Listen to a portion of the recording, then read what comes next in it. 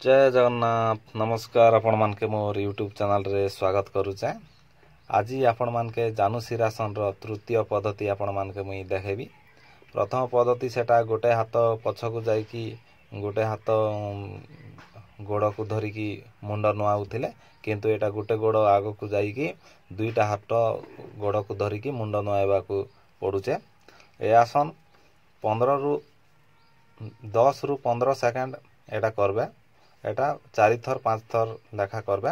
एटा कला परे देह को टिके कष्ट होए, सेति पई शवासन टिके टिके करबे।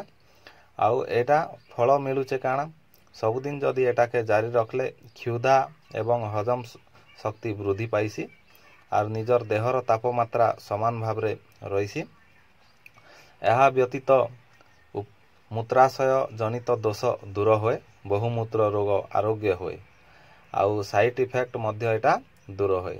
सेति पई आपण माने ए व्यायाम को सदा सर्वदा जारी रखंतु एवं निरोग होंतु। रहुची नमस्कार।